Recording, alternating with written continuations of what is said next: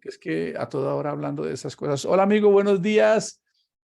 También fue dicho, cualquiera que repudie a su mujer, dele carta de divorcio. Pero yo os digo que el que repudia a su mujer, a no ser por causa de fornicación, hace que ella adultere, y el que se casa con la repudiada comete adulterio. Qué bueno poder estar una vez más con ustedes estudiando el manual de instrucciones para la vida, el manual de instrucciones para la familia, el manual de instrucciones para las sociedades.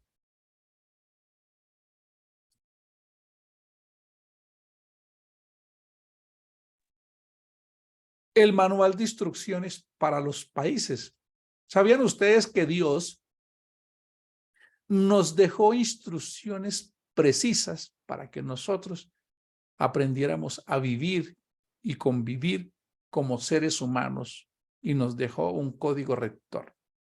Lo que se conoce como la ley de Dios, en el original esa palabra ley significa un ayo, un pedagogo o un paidagogos, un tutor, una especie de regulador de mi vida para que yo no caiga en la profundidad del pecado y merezca el castigo. Era un bordón. Pero todo eso apuntaba a que un día descendiera el pan vivo del cielo, que es el sinónimo del árbol de la vida, lo pudiésemos comer y nosotros entonces pudiésemos tener un principio dominante para el bien. Escuchen esa expresión, un principio dominante para el bien. Cuando Adán y Eva deciden conocer el bien y el mal, que la palabra original hebrea, como lo hemos mencionado, es fusionar, la humanidad, nosotros quedamos fusionados con el bien y el mal. Pero había otro árbol, ¿lo recuerdan? El árbol de la vida. El hombre pierde el acceso al árbol de la vida, no porque Dios sea un Dios vengativo, sino porque se necesitaba una restauración de proceso para que el hombre pudiese alcanzar la misericordia. Se debía resarcir o restituir la afrenta que se había hecho ante la constitución de Dios, lo cual se cumple en Jesús. Cuando ya Jesús, que él dice, yo soy el pan vivo que descendió del cielo, lo que realmente está diciendo es, yo soy el árbol de la vida. Ahora vengan y coman, pero ya habiendo saturado, habiendo saldado la deuda. Ahora sí vengan todos y coman del árbol de la vida para que tengan vida eterna. Así lo expresó él metafóricamente cuando dijo, mis palabras son verdadera bebida y mis palabras son verdadera comida. El que no come mi carne no verá la vida eterna. Los fariseos, que eran un poco literalistas, dijeron, estamos locos, el Señor está loco, vamos a ser caníbales. Él se refería a su palabra. Eso hace que el ser humano hoy vuelva a encontrar en Cristo la oportunidad de organizar la vida. Hay un principio dominante dentro del ser humano que es como los realities que conocemos hoy en la televisión, un desafío. Si han visto por ahí, desafío 2000, 2004, es el desafío, tú puedes colocar tu nombre, desafío el Gio superhumano. Es decir, que yo tengo dentro de mí la misma oportunidad de desafiar ese yeser hará, esa inclinación al mal, para yo encontrar mi mejor versión de lo que es agradable a Dios. Sí, que yo me viva en un autoanálisis constante de mi vida para entender cuáles son esos factores que me impiden acercarme a Dios. Pero como cuando yo no conozco este mensaje de Dios, todavía sigo bajo el poder del árbol del bien y del mal. Sigo todavía fusionado con eso. De manera que hay un principio dominante que me lleva siempre a ser un inexperto, a no saber manejar mis emociones, a no saber controlar mi rabia, mis pasiones, por eso viene todo lo que nosotros conocemos. Y en la vida tradicional, cuando las personas quieren hacer algunos cambios así representativos, contratan a un entrenador en gerencia de vida o a un coach que les diga, mira, tú lo que tienes que hacer es esto, te levantas a esta hora, te acuestas a esta hora, te comportas así, cuando te digan esto respondes así, eso es un entrenador para la vida. Bueno, Pues eso se lo inventó el hombre copiándolo de Dios, porque nosotros tenemos un entrenador personal eterno que es el Espíritu de Dios. ¿Cómo les parece? ¿Sí? Él se viene a vivir dentro de nosotros en la versión del Espíritu y dice que nos enseña con gemidos indecibles. Eso no está bien. Es mejor que el coach físico, porque el coach lo tenemos por 1 o 2 horas y nos cobra mucho. Pero ese coach espiritual, que en griego es paráclito o el Espíritu de Dios, está constantemente diciéndoles, no se te estará yendo la mano con tu esposa, está siendo como injusto. A ti, esposa, le dice, ¿no será que tú estás siendo injusta con tu esposo, con tus hijos? Siempre está susurrándonos al espíritu de una manera especial la función. No es que Dios tenga que manifestarse en varias naturalezas, es que todo tiene una objetividad. Y como yo soy un ser espiritual, pues Dios entiende que tiene que hablarme en ese lenguaje. Por eso Pablo lo dice en la carta a los Corintios, para morada de Dios en el Espíritu, para que Él sea el mentor, el coach espiritual que me está llevando. Y ahora yo ya no esté bajo la ley de mi carne, sino bajo la ley de Cristo. Esto es maravilloso, amigos y hermanos. Hemos enfrentado una larga pero desafiante y apasionante tarea, y es llevar la palabra de Dios a cualquier institución sin que nos dé miedo de pensar, ay, pero es que es una religión, no mezclemos esto. Yo quiero decirles, por favor, no se priven. Si tú eres un empresario, si tú eres un líder de cualquier institución, eres un padre de familia, jamás en la historia de la humanidad ha existido un manual tan preciso. Lastimosamente, los intereses mezquinos de las organizaciones religiosas nos han hecho ver la religión de una manera distinta. Nada más cuando ustedes logran identificar el origen de la palabra pecado entre lo que nos enseña la religión. Tú eres vulgar, tú eres sucio, tú no vales nada, tú eres una porquería. Cuando desde el latín pecatio, yo evalúo eso, ya mi autoestima baja. Yo ya me siento perdido, me siento sin valía, algo que ¿para qué vivir? Pero cuando en la palabra de Dios yo encuentro que el original hebreo significa errar al blanco, es decir, dejé a mi esposa, dejé a mi esposo, robé, maté, mentí porque era novato, no conocía que había un manual que me daba más valía y me daba otros resultados. Como no sabía eso, soy un inexperto, entonces ahora me vuelvo inexperto. Desaparece esa culpa tan terrible que nos han cargado y que ha hecho que esto no se vea de la manera correcta. Dios es extraordinario, Él es amor y quiere lo mejor para nosotros. Entonces, volviendo al tema de Mateo 5, queridos líderes y amigos, es importante que nosotros entendamos la gran responsabilidad.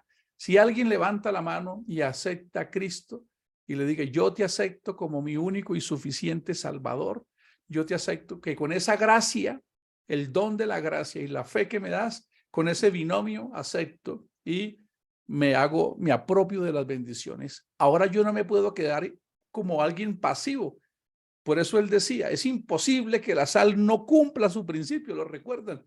Dice, porque si la sal perdiera su principio, pues toca botarla y no sirve para nada, ¿verdad? No sirve para nada. Por allá en Israel, junto al mar, había montes de sal, pero se mezclaba con otros minerales y no la podían utilizar, la tenían que botar.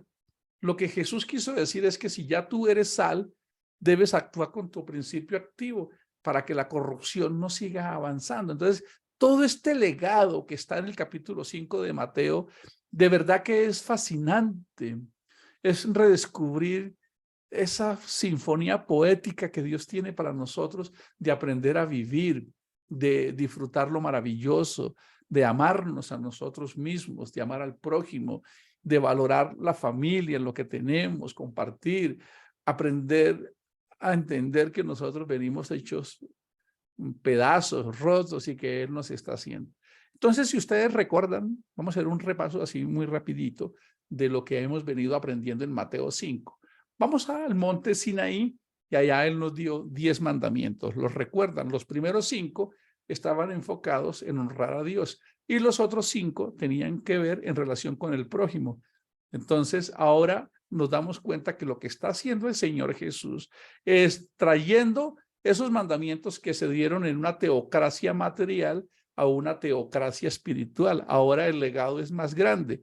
Recuerdan que los discípulos le preguntaron a Jesús, ¿tú vas a restaurar el reino mesiánico o el reino material en esta época? Y él les dijo, recibiréis poder sobre otro reino que es espiritual. Por eso tengo que darles el espíritu. Es otro lenguaje. Por eso hoy no pueden haber líderes pidiendo primicias materiales ni cosas materiales porque nosotros estamos en otro reino. Por eso dice, Cristo, las primicias. Luego se dan cuenta que no hemos logrado interpretar. Si yo todavía sigo prometiéndole a la iglesia las promesas del pueblo de Israel, pues me toca cargarle a la iglesia las maldiciones del pueblo de Israel, como dice Deuteronomio 28, que está condicionado a la bendición. Si tú fueres fiel y guardares mi palabra, te voy a bendecir. Pero si tú fueres infiel y no guardares mi palabra, maldito serás. No podemos descuartizar la palabra del Señor y creer que es un librito de retazos donde yo traigo versículos para mantener motivada a algunas personas que quieren escuchar cosas que les convienen. Es necesario que el que quiera seguir este camino entienda el mensaje de Cristo. Todo el que quiera venir en pos de mí, niéguese a sí mismo, tome su propio destino y venga a trabajar. Porque necesitamos hacerle oposición, como lo dice bien Pablo en Romanos, no seáis vencidos de lo malo, sino vence con el bien el mal. Entonces él va trayendo todas esas enseñanzas y primero nos muestra el carácter de los ciudadanos del reino. Porque es importante repasar para que esto se nos quede y un día lo puedas contar a alguien. A ver, y entonces ¿cómo fue que empezó? Con las bienaventuranzas. Quiere decir que cuando nosotros como hijos de Dios tenemos un carácter, esas bienaventuranzas impactan, trastornan nuestro entorno y empiezan a haber una cantidad de principios que parecen incoherentes a la lógica humana. Bienaventurados los pobres en espíritu, es decir, los que no se creen autosuficientes ni egocéntricos, los que se pueden perdonar, los que se pueden levantar de las cenizas, reciclar sus fracasos, los reveses de la vida. Y después termina diciendo los que lloran. Pero ¿cómo si yo lo que quiero es ser en búsqueda de la felicidad? Esta época es de felicidad.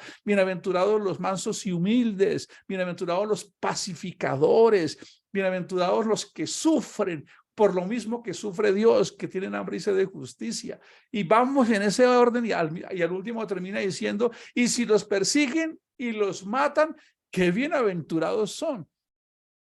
Despacio, despacio, que es que eso no es lo que yo lo que quiero es otra cosa, que mentalidad de reino, que prosperidad, que cosechar, que me va a ir bien. Tú me estás cambiando las reglas del juego. Bueno, sí te puedo asegurar que te estamos leyendo la palabra del Señor tal como es. Y ahí ya se cierra el carácter. Y ahora dice, ahora, ustedes con lo que ya son dos cosas, son luz y sal. ¡Wow! ¡Qué responsabilidad tan grande! Pero ustedes tienen que simplemente actuar en principio de vida, como luz y como sal. Y ahí van a detener la oscuridad, que es lo que está pasando ahora, que la gente quiere tomar decisiones lejos de la palabra y van a evitar la corrupción. Y después va en el mismo orden, va en el mismo orden. Y les está diciendo, ahora entonces dice, el primer pecado que el hombre va a cometer contra el hombre se llama homicidio. Y entonces su estándar es más alto, ¿se dan cuenta? El estándar es, ¿recuerdas que fue dicho que si allá tú matas a alguien también debes morir? Él ahora dice, solo con el hecho de que siendo cristiano vivas muerto de la ira con tu prójimo, con tu pareja, con tu esposo, con tus hijos, con tu socio, con tus vecinos, con el que te hizo la jugada. Si solo te permites la ira, ya eres homicida. Es un estándar muy alto. El cristianismo no está ejecutando, amados hermanos. Es un estándar muy alto. Después viene y dice, ahora, no van a adulterar. ¡Wow! Pero no es como allá, que vivían como querían y solo cuando los descubrían en adulterio, pues los apedreaban. Ahora, de acuerdo a la teocracia espiritual, recuerden, allá era una teocracia material y ahora estamos en una teocracia espiritual donde es Dios en el espíritu quien mora entre nosotros con una lámpara impresionante, sacando todas esas cucarachas que tenemos. Y entonces Dios dice, para que yo pueda vivir ahí, como yo soy espíritu, ahora ya el estándar es más alto. Solo si se te van los ojos, si codicias demasiado, ya eres un adúltero. Ya eres. Y es tan relevante eso que tienes que ser capaz de entregar lo que tú más valoras para lograr tus cosas materiales, como tu ojo derecho o tu brazo derecho. Pero qué curioso, cuando no tomamos la secuencia para entender la magnitud de la responsabilidad de las acciones que yo haga, porque la vida de un ser humano se define por una seguidilla de acciones diarias que cuando no están orientadas por el manual de instrucciones me hacen desviar. Ahora llegamos al divorcio, al adulterio y al divorcio. Y ayer estábamos revisando las estadísticas. Pero ¿por qué Jesús le coloca tanta atención al divorcio? Porque el divorcio genera un deterioro social. Nosotros hoy nos quejamos por los frutos. Los frutos son hoy depresión, angustia, suicidio, aborto, delitos, drogas. Nosotros estamos quejándonos por el fruto, por el resultado, pero tenemos que buscar la raíz. A veces oramos, escuchamos a las personas, yo quiero que oremos porque es que en la casa de mis hijos allá viven como perros y gatos. Escuchaba esto con mi esposa muy cercanamente. Y a veces va el pastor y ora ya a ver si de pronto eso cambia. Eso no va a cambiar hasta que no haya una cardiomorfosis, hasta que no haya una mentemorfosis. Y eso solo lo hace Cristo, para que yo pueda reconocer que soy un ególatra, que hay pecado en mí y que yo debo cambiar. Entonces, este proceso debe ser entendido de una manera integral. Porque si tú coges ahí a explicar, y entonces el adulterio, un día hablas del adulterio y un día hablas del divorcio aisladamente. No tiene el impacto a decirles, esta es la constitución que Dios dejó para esta nueva generación. Escuchen, ahora, uy, yo, no me lo pongas así porque me la pones más difícil, porque entonces me siento excluido del reino de los cielos. Yo no sé, yo solo te estoy diciendo que él cogió y empezó a decir, allá en el monte de Sinaí estaban estas cosas y ahora estaban estas. Yo voy a decir lo que Pablo dijo. Pablo dijo, yo no soy digno de ser llamado apóstol porque yo perseguía la iglesia. Yo lo que puedo decir es que yo no soy digno de ser alguien que le enseña algo a alguien de sí mismo. No, porque también fui un pecador, todo eso que hemos mencionado acá del mundo, pero como yo no estoy enseñando nada mío, yo no estoy diciendo, mira, yo les digo cómo es que, no, yo estoy enseñando, o perdón, déjenme poner un poco más precisión, ni siquiera enseñando, estoy como agitando la palabra, mire, la palabra aquí dice esto, ¿cómo podríamos vivir? No como un modelo de un miserable mortal, no, yo ando colgado de aquí luchando también con ustedes, solo que Dios escoge ministerios, y el ministerio de este servidor es parecido de uno que se llamó Juan el Bautista. Clamar en el desierto, yo ahora soy clamando por internet esta palabra por su misericordia. Entonces, cuando ya nosotros empezamos a entender que hay unos mandamientos que están allá en la teocracia material, pero ahora están en la teocracia espiritual, que es mi carácter, la forma en que yo reacciono ante el entorno, como hijo de Dios, mis principios activos para impactar el mundo, pero ahora empieza a hablarme de que también para yo ser parte de ese reino, tengo que tener mucho cuidado con el adulterio y la fornicación. Recuerden que esa palabra, cuando la leemos fornicación o adulterio en el griego, es porneia, que ahí está todo el listado, todo lo que sea una depravación sexual. Porque incluso en el primer pacto en Levítico ya habían mandamientos para que el hombre no tuviese relaciones sexuales con animales. No piensen que eso es de ahora. Y allá también lo menciona, adulterio, fornicación, homosexualismo, todo eso estaba ahí. Y no es que algo sea más malo que el otro. Y un cristiano no debe escandalizarse porque alguien vive en unión libre o es homosexual o es lesbiana o es un ladrón o simplemente porque todo es pecado. Y nosotros no podemos convertirnos en verdugos de nadie. Nosotros lo que estamos predicando es que aquí en este libro maravilloso hay un mensaje de parte de Dios para el que quiera estar en el reino de los cielos y hay unas instrucciones, un manual.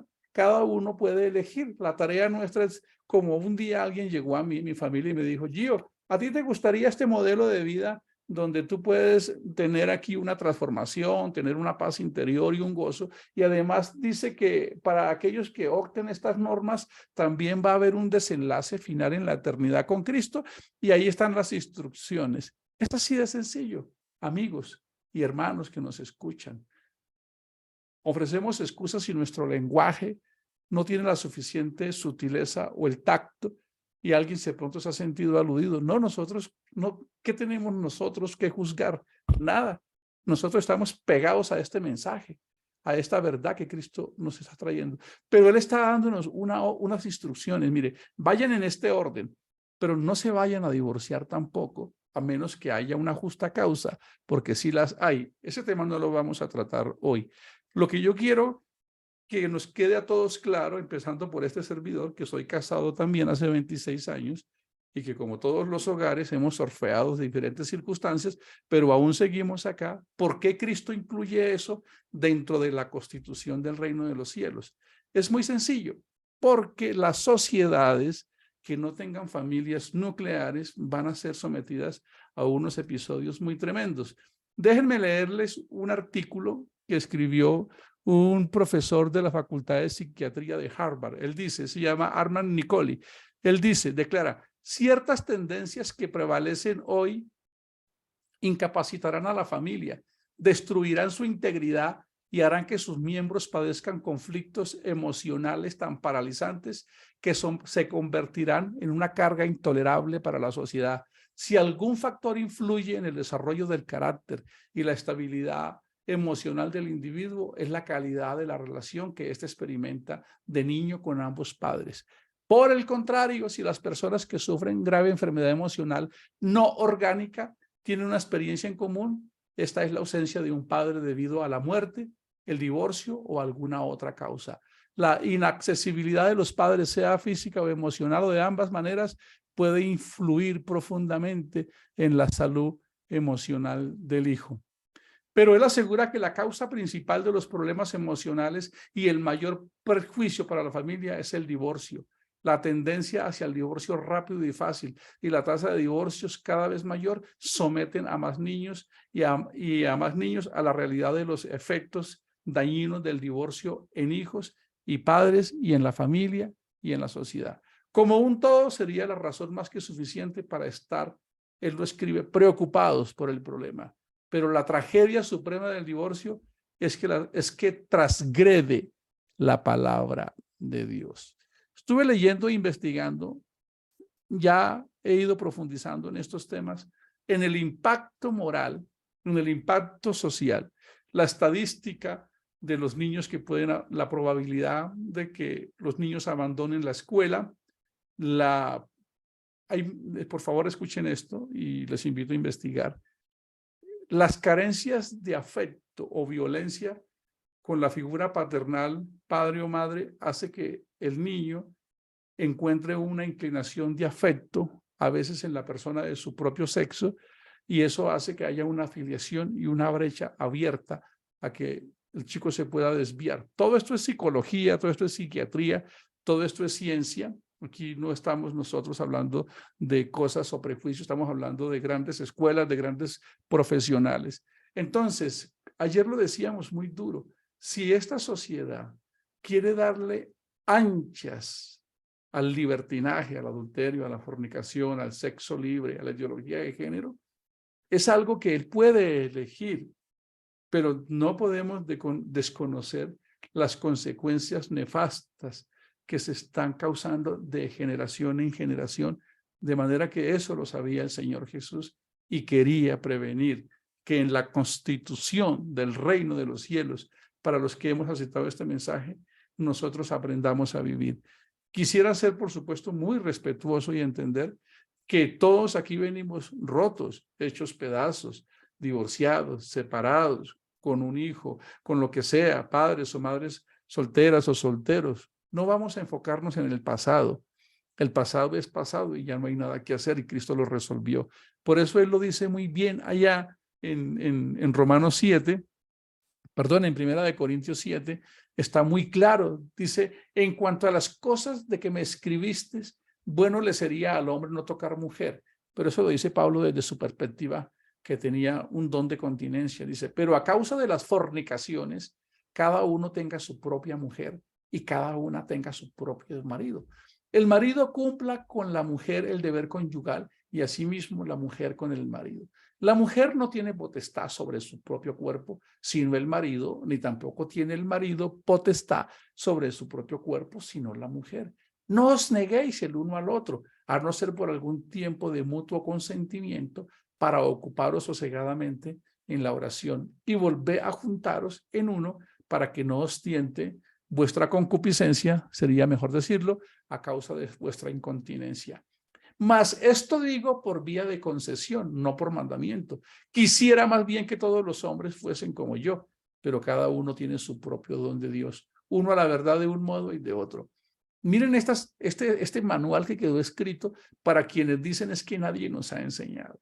Más bien nos han privado el acceso.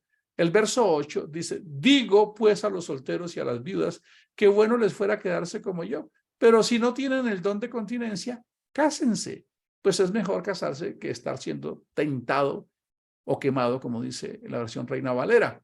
Pero a los que están unidos en matrimonio, mando no yo, escuchen, sino el Señor, que la mujer no se separe del marido y que si se separa, quédese sin casar o reconcíliese con su marido y que el marido no abandone a su mujer. En esta teocracia espiritual, uno de los problemas más desafiantes es que transgrede el mandamiento y el principio activo del reino de los cielos. Y eso va a desencadenar en que cada día se deja más abierta la sociedad y más expuesto a los hijos. Los niños, estaba acordándome porque siempre invito a las personas a que aprendamos de nosotros mismos. De mi niñez sacamos provecho de lo que como somos tan egoístas, los niños sacamos provecho de cosas. Posiblemente en el momento pareciese que no se vieran muy afectados porque antes, por sus durezas de los chicos, pareciesen estar sacando provecho, pero se está creando allá en su ser interior unos sótanos que en el futuro no van a tener cómo pararse firmes. Y es lo que Jesús quería prevenir de esta sociedad. Y lo que este gran psiquiatra de la Universidad de Harvard está diciendo es que las sociedades que pierden la objetividad del núcleo familiar, de respetar esa institución creada por Dios, lamentablemente irá en decadencia hacia oscuridad y profundidad, entre ellos depresión, falta de identidad, falta de valía, autoestima, falta de propósito en la vida, una inclinación impresionante a las drogas, a desviarse, y como no hay una identidad clara, a la ideología de género y a una oscuridad y a un suicidio y a una sociedad sin propósito y sin sentido. Eso el mismo Jesús lo colocó como una forma en que la sociedad aprendiera a vivir, porque el caos que desencadena no vivir como Dios quiere es lamentablemente desastroso para la sociedad. No es solamente que tengamos una oferta para la vida eterna, es que este manual le enseña a la sociedad a vivir de la manera en que tendríamos familias y sociedades sanas. Lo desafiante es que el hombre decida transgredir los mandamientos de Dios, como ya lo dijo Nimrod, el primer hombre que se rebeló y dijo, no, nosotros no creemos que sea así, es como nosotros creemos. Nos vemos mañana. Bendiciones para todos.